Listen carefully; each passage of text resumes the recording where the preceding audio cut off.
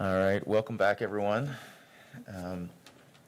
We have gone back into open session now, and I will take a motion to act on the candidates that we interviewed today. I'll make that motion that we approve all the candidates we interviewed today for their respective positions. Do I have a second? Second. All those in favor? Aye. Motion is approved. All right. The general agenda items, we have none, so we'll go into our monthly presentations. The first is the fire department. Chief Bartek. Thank you. Good morning. So I appreciate you pivoting on the difficulty in scheduling a meeting in July. These candidates, we have tried to set that. I think your mic is on. I flipped it to on. I can move. Yeah, maybe that's what the tape is for. How's this? No. Did you have, is the mask on? Is this one working? Wait. Yeah. Is it? Try it again. I think I might just. Test? Yeah, There. I think I was trying to turn off my microphone sure. and turn off everybody else's. Good morning. Good morning. Happy Monday. Mute them there, William. So I appreciate the commission's willingness to pivot and try to move around as I was trying to best put people into these positions as quickly as possible. As you know, we're extremely short right now as staffing, and we needed to move people into their roles as quickly as possible. Unfortunately, we weren't able to come to an agreement with Tim and his wage and benefit package, and he actually had withdrawn for the position. We re-advertised the position, didn't see any other applicants. We actually took out some bad language that was presenting a hurdle from him, and he'd have to be in a developmental role. And it was really not on him, it was really on the language that I had left in the battalion chief's job description from years ago, some classes that weren't even in existence anymore. And so we took those out, was able to move him into that role. Now everything is pivoting. So mid-September, we target an FLSA date. We're going to see all these people that you've interviewed and voted on moved into their roles. So I appreciate that. So we've got both June and July's, because we never did have a July meeting, monthly report in front of you. Is there any specific questions about it? I know we're going long. I can just answer any specific questions. We're maintaining our same busy level, several notable events throughout that. They're noted in the report. The next thing I've got on there is a hiring and promotions update. I wanted to talk about what the department's doing on that. Probably the biggest problem that we're facing right now is the recruitment of entry-level firefighters. We actually right now while we're speaking here, we have entry-level interviews being performed over at Station 2. We just wrapped up a posting. We've come to kind of this is the third process we've run jointly between HR and us this year. We've come to we've kind of got a fast-track process now. It posted for about a month. The interview dates are out there a week after it closes. We're interviewing the candidates right away. Each of the candidates will have 2 interviews this week. Today is with the battalion chiefs and the division chiefs, and the candidates that they feel that they are worthy being passed on will be interviewed by myself, Deputy Chief Kopp, and then we always invite Captain Todd Baton from the PD to sit in on those interviews, so that'll be on Thursday. So we've got 5 entry-level candidates. We're hopeful that we'll see enough of those move forward. We've got 4 open positions right now. Typically, we don't see all 5 move forward. We see a certain percentage of that, 2 or 3 move forward, and a lot of times then we have struggles with maybe they're missing a piece of their education. They've got to finish paramedic school. They've got to get a CPAT exam, something like that. So we're hoping that we're going to bring those candidates to you in the September meeting, and then have another fire academy starting in October. So we've got that going on. So what are we doing at the fire department to try to correct this problem? What are we trying to do to long-term not have this problem finding these entry-level candidates? Well, we're tackling it on a lot of fronts. Tim had mentioned recruitment video. Now that we've got Ethan Bars, I'm not sure exactly his title. Is he like a media director? Or what's his title? Yeah, what is it? I believe it's like community something. Anyhow, he's the filmmaker that makes all the films for the police department. He's been a part-time employee over there now. He's a full-time employee for the city. He's already been recording a bunch of stuff with the fire department to put a recruitment film. He's put a couple of small ones up related to individual subjects on our social media pages. So we're working on that. We're also getting now out there in recruitment, which we've never really had to do before in the fire service. People usually come to us. So we were at the Hmong Festival manning a recruitment booth with the police department. It became really evident that we need our own booth. Everybody thinks we're cops when we're standing next to cops. So we'll probably get maybe something that looks a little more fire-centric to put up next to the police officers. Ben Graham and I worked together that whole weekend, the Hmong Festival. He had a ball. He's a riot. But we also made some really good inroads in the Hmong community there. Just recently in the last week, the Hispanic community, Tony Gonzalez has reached out to us. They're going to be doing a community event also to celebrate their ethnicity. And so we're going to plan on being there to also recruit. This next week, I have got a meeting set with the Dean of Public Services from the North Central Technical College and the Associate Dean overseeing the fire and EMS programs. And we're going to talk about their recruitment and retention, their recruitment of candidates into their programs. And we're also working with Mid-State Technical College to start an internship program where we can have candidates going through fire and paramedic schools interning on our department, which is long overdue. We're also talking about offering that with the North Central Technical College also. So all those things are moving forward. I don't see, it's not a ship you turn around quickly. It's something that's going to be a long, slow turn and something that we're going to continue to work on. So that's any questions on the hiring or promotions update there? Okay, moving on. Staffing referendum. This will be the first time that I get to speak with you folks about this. I've been meeting with the mayor. Mayor and I had a meeting with Mary Ann Grote a week and a half ago. If there's one problem, and maybe you heard about it during the meetings that you had during the fire chief's process with the crews, is that we're very short-staffed. Most fire departments our size actually have firefighters in their fire trucks, which is really a goal that we want to get to. Anytime you see an organization under stress is really where you see the weaknesses. And this last year in the pandemic has really demonstrated where our weak points are, and that is in staffing. I've done a broad look and a highly defined look at the department from both inside and tried to go to the balcony and look at it from there. Compared our department to other like departments, Fond du Lac, Greenfield, others that are really similar in size, and how are they staffing? And our department is extremely short-staffed in those comparisons. And where we're short-staffed is the fact that typically you're going to see departments our size have at least 1 to 2 firefighters in the rear of the engines. And what that provides is another level of protection for the community in the fact that if an engine arrives separate of the ambulance, that they're going to have a prepared crew ready to go to work.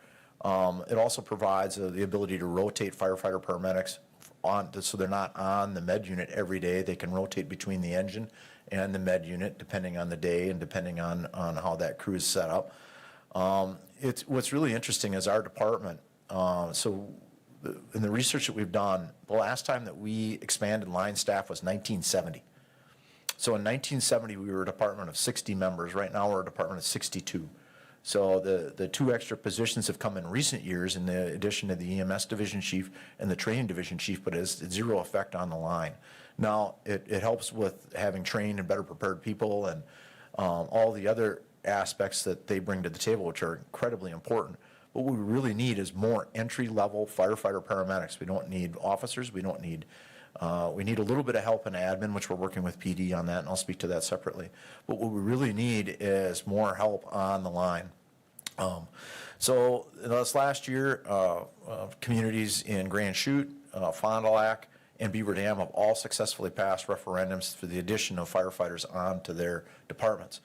In the meetings with Mary Ann, what we estimate of the cost of a firefighter, his insurance, his benefits, turnout gear, radio, face mask, uniforms, you name it, everything that they need per firefighter is about $94,000 to $96,000 per year. So, and we need 9 of them. So we need nearly $1 million in order to bring this department up to a more appropriately staffed department.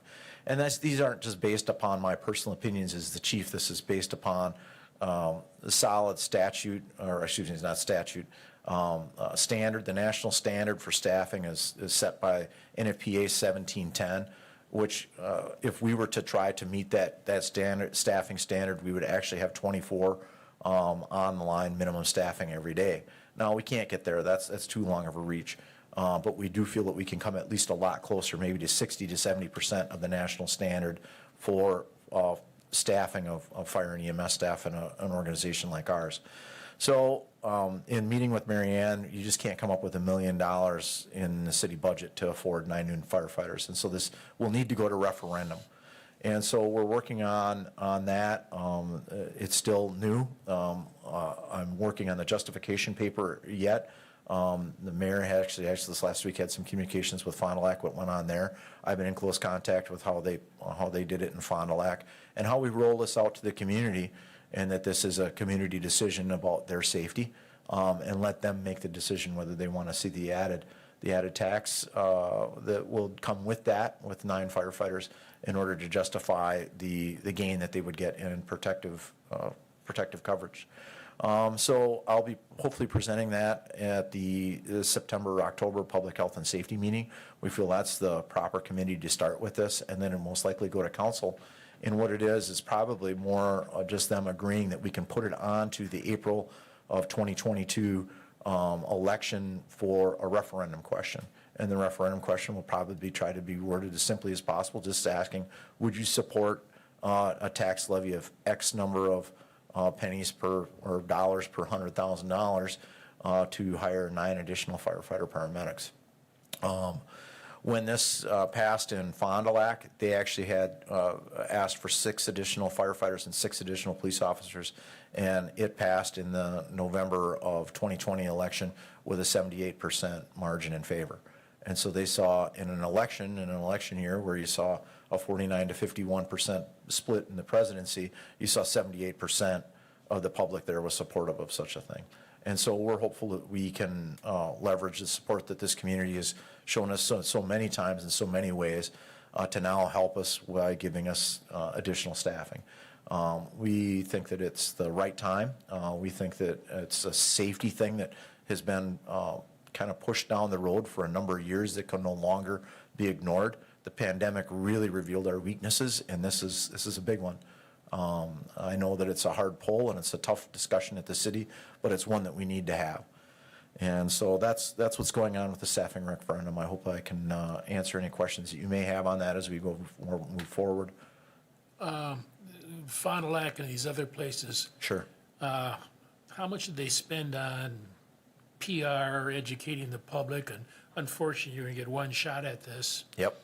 And it's not enough just to say, here it is. I think you're going to have to do PR. Of course, you can't get ridiculous either. Or is that Yes. planning for? Yeah, and I think that it's all about transparency too. And so Fond du Lac, they handled it on 2 fronts. For one, the International Association of Firefighters, the union, is incredibly supportive of firefighter initiatives, obviously, because it speaks to their safety.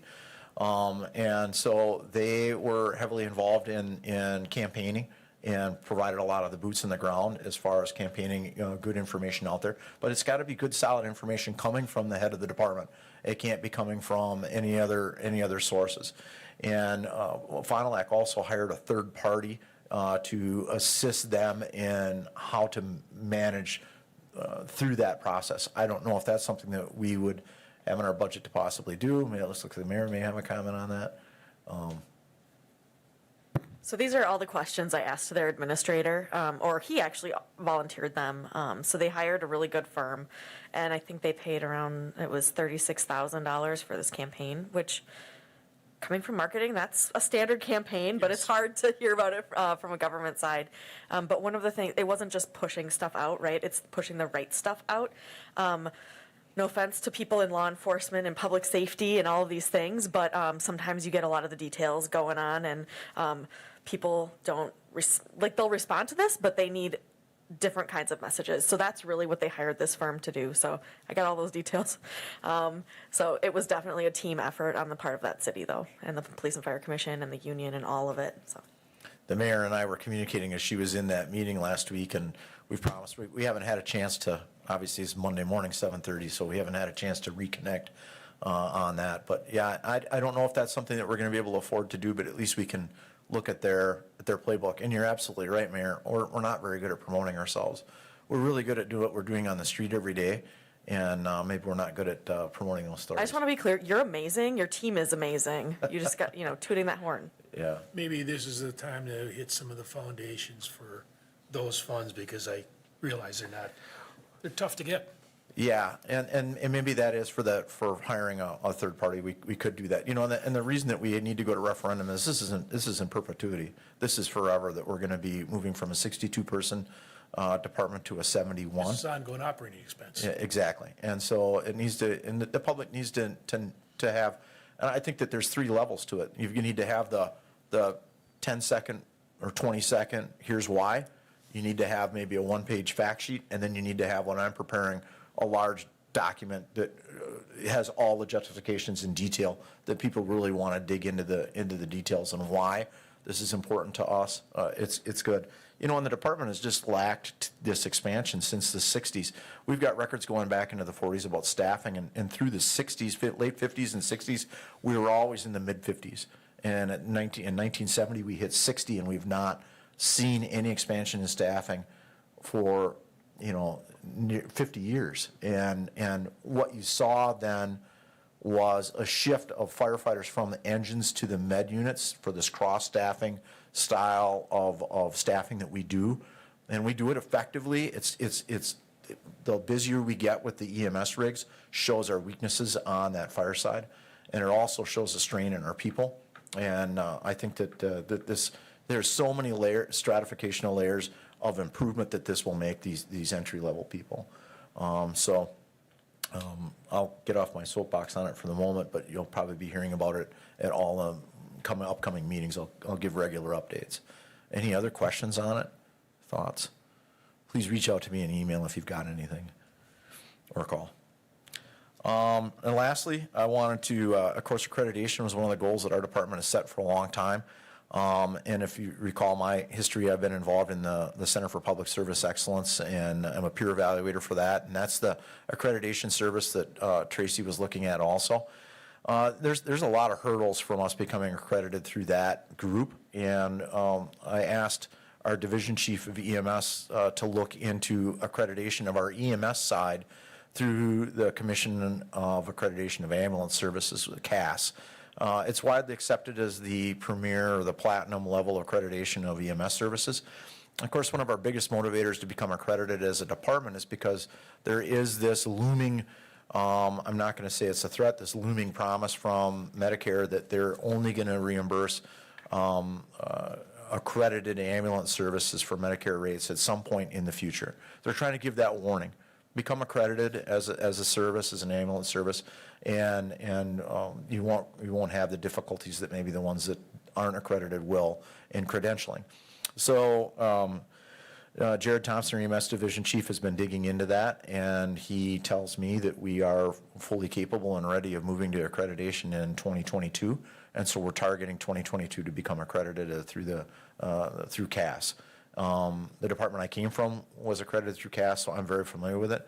The nice thing about becoming accredited through CAS rather than the Center for Public Service Excellence, Center for Public Service Excellence is phenomenal, and it will forever be a gold standard of fire departments. But it looks at all elements of the department, and EMS is just one division of it, and it doesn't get super close into the idiosyncrasies and the tight interwoven workings of an EMS agency as close as CAS does. And so CAS will drastically improve our EMS division, which is 86% of what we do, and then hopefully we can still target accreditation through the Center for Public Service Excellence in future years. And so it's not ignoring one to do the other.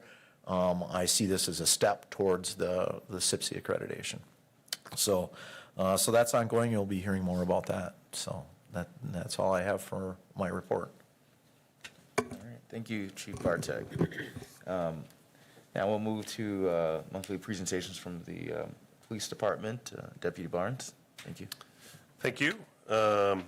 Everybody has a copy or has access to the monthly operations report. Is that the first time you guys have seen that report, or you've had it before?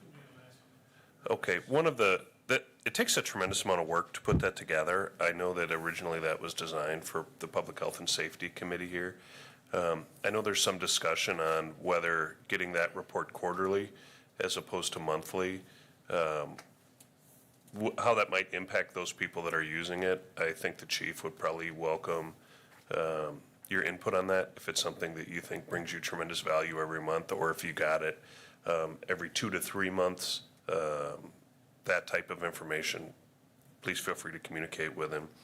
I'll first open up any questions regarding the information that's provided in that report. Highlights, first month in a long time, we haven't had a heroin overdose or fentanyl overdose. Woo-hoo. Pretty exciting.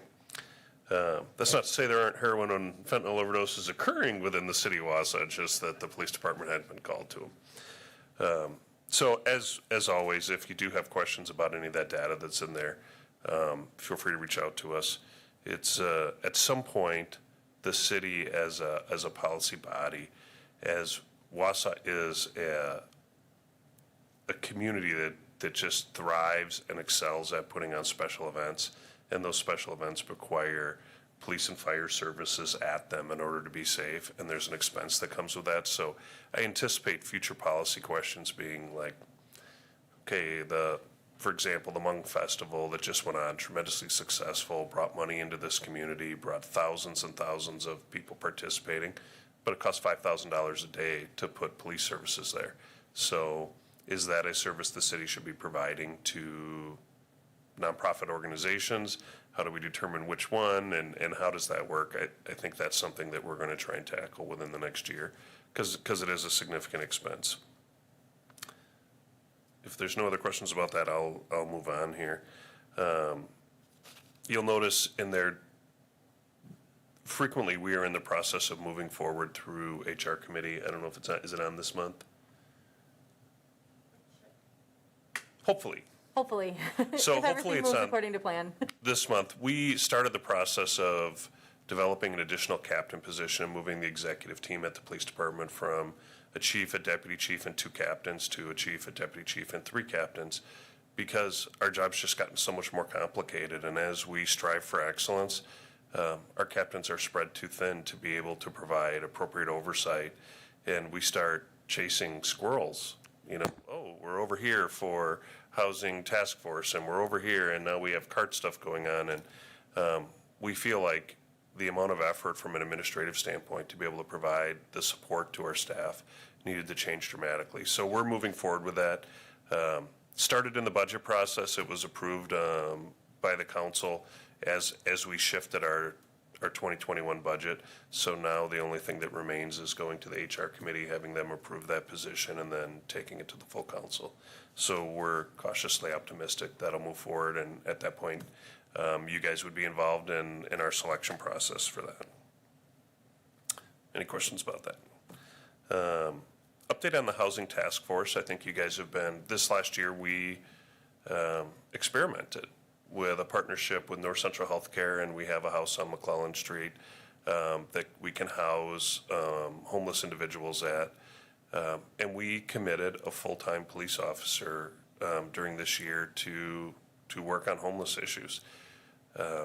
It's been successful with a lot of failures and a few successes. You will see what a normal success for our housing task force officer looks like. But when you look at which is written in narrative form in your materials, but at the end of the day, the work that they're doing is not police work. And so as much as we love the successes that are occurring there, we also know that we had to pull that individual from a patrol function, which then stresses their shift. And we will, at the end of the year, be moving to shift that individual, Eric Lemeron, back to patrol. Our intention is there's still a role for a police officer in that function. We just don't think it's 40 hours a week. And then we're going to really push hard with our partners to develop funding for outreach social worker to take that role, or a case manager, because we know that, and that might expand. Tonight at the mayor's task force, I'll be presenting on gaps that we see in the services to the community through a law enforcement lens. And one of them that we're noticing is we need a lot more attention paid and available on a daily basis to those individuals that we're really trying to change their lives, including those people that are chronically homeless. Because the second we don't make contact with them during a day and invest some time in it, then they take 10 steps backwards. And so we think the model we're looking at, we've been experimenting, we've been trying different things, we're having some successes and we're learning, but we also don't think that full-time police officers at full-time police officer wages with their training is the appropriate way to provide social work to that population. So stay tuned. We'll keep you posted as we figure out how we're going to handle that. And then lastly, we're just starting right now with our annual mental health check-ins for our officers. The city approved funding last year for us to have check-ins, and officers are going and spending an hour with a mental health professional, and we're optimistic that that's going well, and we're excited to see what the end result and what the feelings from our staff are. And then lastly, Bob alluded to it, we will be asking in this year's budget request for additional clerical support because of the advent of body cameras and the amount of time it takes our staff to prepare an open records request with body camera footage. And the example I would give is if you have a call that takes an hour and 4 officers went there, a clerical person, just to make sure there's nothing that has to be redacted, has to sit and watch all 4 hours of that body cam footage, plus do the open records redaction with the paper copies. So that task has grown to a point where we're not responding in a very timely manner to those open records requests. And we noticed that in partnership with the fire department, but we don't need a full-time person. And Bob says, you know, I could use a clerical person so that we can create some redundancy so that if something were to happen with our clerical staff, we're not behind the 8 ball. And so we've put a proposal together in our budget to partner and share a part-time individual. So it'll be interesting to see how that shakes out. I just want to also note, we're not the only folks struggling with the body cam video, all of the open records requests we get. So we actually have a special task force, I don't know what we're actually calling it, but to look at open records process. So we have 2 people from our team, including someone from the police department, partnering with folks from the county and from North Central Healthcare to kind of take a look at how do we get our arms around these requests and do this the best way we can. So. Mayor, does the state give any direction, funding, et cetera? I mean, it's a problem all across. Yeah, there's some direction in state statute, but funding, not so much, not specifically for that.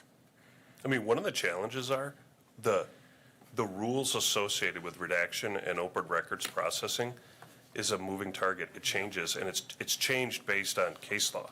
So every year, we have to send our staff back to whatever the latest and greatest open records training is, because what was true today might not be true tomorrow on what gets redacted and why. Like a real simple example is if I am dealing with you out on the street and I ask you for your driver's license and I'm like, oh, hello, Mr. Graff, like, here's what we're going to do. Anything associated with your name because I ID'd you with a Wisconsin driver's license has to be redacted. However, if I walk up to you and say, what's your name? And you tell me, that doesn't have to be redacted. So these are the nuances that our staff have to go through with, and God bless them, because I don't think I would make it by the end of the day without pulling whatever hair's left out. Any other questions from anyone? Okay. No. Thank you. All right, thank you, Deputy Barnes. All right, next meeting will be scheduled for September 27th. And with that, I will take a first motion to adjourn. Second. All those in favor? Aye. Aye. Meeting is adjourned. Thank you.